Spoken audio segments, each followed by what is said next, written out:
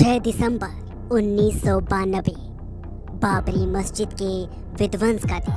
इस दिन अयोध्या में एक कदीमी मस्जिद ही नहीं गिरी, बल्कि जमहूरियत का एक सुतून, लोकतंत्र का एक खंबा, एक स्तंभ गिरा दिया गया। उस दिन से और उस दिन के लिए हिंदुस्तान की गंगा जमुनी तहजीब और भाईचारे की जिस तरह से बलि चढ़ाई गई, जैसी आग लगाई गई, उसमें पूरा देश कमोबेश आज भी झुलस रहा है। ये आग जैसी ठंडी पड़ती है, इसे फिर सुलगा दिया जाता है, कभी मथुरा के नाम पर तो कभी काशी के नाम पर। यूपी के डिप्टी सीएम कहते हैं अयोध्या काशी भव्य मंदिर निर्माण जारी है, मथुरा की तैयारी है। तो अयोध्या का ये मंदिर कैसे तैयार हो रहा है? जाहिर है बाबरी मस्जिद की जगह पर ये जगह हासिल कैसे हुई, किस कीमत पर, आप जानते हैं। लेकिन ये वक्त एक बार फिर याद कर लेने का है कि कहानी कहाँ से शुरू हुई और कहाँ पहुंची। 1528 मुगल बादशाह बाबर के सेनापति मीर बाकी ने अयोध्या में बाबरी मस्जिद का निर्माण करवाया। साल 1949 जब देश आज़ादी और बंटवारे के बाद संभल रहा था, अपने पांव जमा रहा था, भविष्य के ख्वाब सजा रहा था, उस दौर में इसी मस्जिद में कुछ मूर्तियां रख दी गईं। साल 1984 विश्व हिंदू परिषद ने दिल्ली के विज्ञान भवन में धर्म संसद का राम मंदिर के लिए आंदोलन छेड़ दिया। 1986 फैजाबाद के जिला जज ने बाबरी मस्जिद, जिसे विवादित ढांचा कहा गया, का गेट खोलने का आदेश दिया। 1989 लोकसभा चुनाव से ठीक पहले तत्कालीन प्रधानमंत्री राजीव गांधी ने विश्व हिंदू परिषद को शिलान्यास की अनुमति दे दी। 1990 भारतीय जनता पार्टी के नेता लाल कृष्ण आडवाणी ने पूरे देश में रथ यात्रा निकालकर लोगों का समर्थन जुटाने की कोशिश की। 30 अक्टूबर 1990 बाबरी मस्जिद की ओर बढ़ रही हिंदुत्ववादी भीड़ को रोकने के लिए तत्कालीन मुख्यमंत्री मुलायम सिंह यादव ने फायरिंग के आदेश दे दिए, जिसमें 16 कार सेवकों की मौत का दावा किया गया। और फिर आया 6 दिसंबर 1992। हिंदुत्ववादी, जिन्हें कार सेवक कहा गया, उनकी भीड़ ने धावा बोलकर बाबरी मस्जिद को गिरा दिया और वहां एक अस्थायी मंदिर बना दिया। इसके बाद देश दंगों की आग में झुलस गया।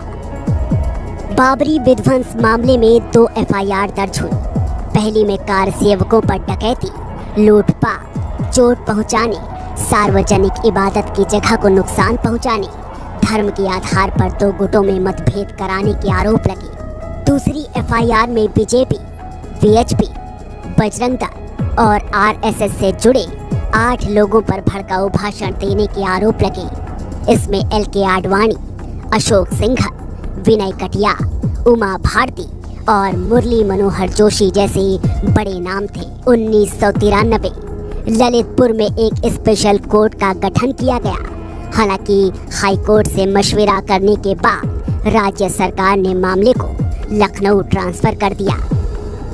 एफआईआर 197, जिसमें कार सेवकों के खिलाफ शिकायत थी, सीबीआई को सौंप दी गई और लखनऊ ट्रांसफर कर दी गई, जबकि एफआईआर 198 की सुनवाई रायबरेली कोर्ट में चली।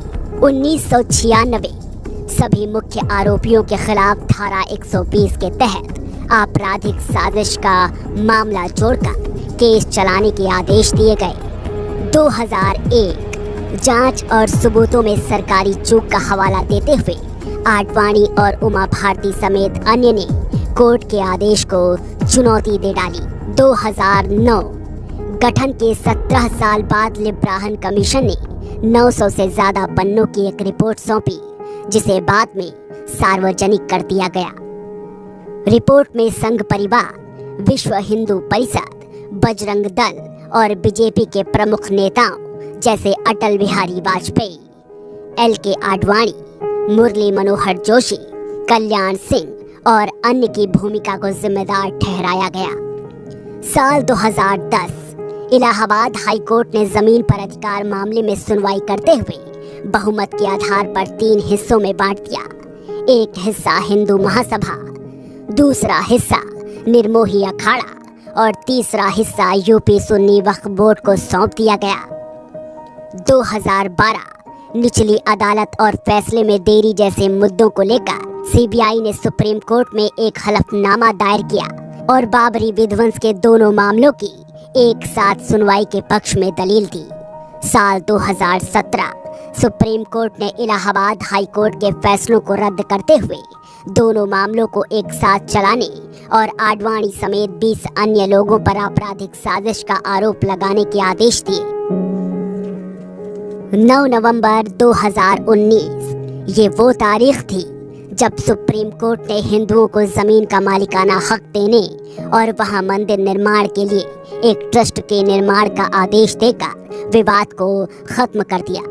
हालांकि अपने आदेश में 5 जजों की बेंच ने कहा कि यथास्थिति कायम रखने के आदेश और इस अदालत को दिए गए आश्वासन को तोड़कर मस्जिद ढहा दी गई। मस्जिद को ढहाना और इस्लामी संरचना को खत्म करना कानून का घोर उल्लंघन था।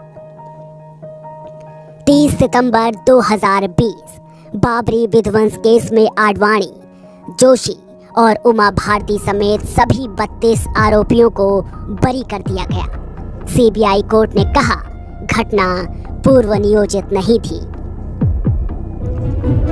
बाबरी मस्जिद बनने से लेकर उसे मिटा देने तक की कहानी खुद में न जाने कितने राज और घाव संजोए हुए हैं। जो लोग इस पूरे आंदोलन और मंदिर बनवाने का श्रेय लेते रहे हैं वो अदालत में मस्जिद के विध्वंस में शामिल होने से इनकार करते रहे, अपनी भूमिका से साफ मुकर गए। हालांकि वे हर बार चाहते हैं कि उन्हें इसी नाम पर बार बार वोट मिलते रहें, जबकि वे ये भी जानते हैं कि हमारा संविधान राजनीति में धर्म के प्रयोग की इजाजत नहीं देता।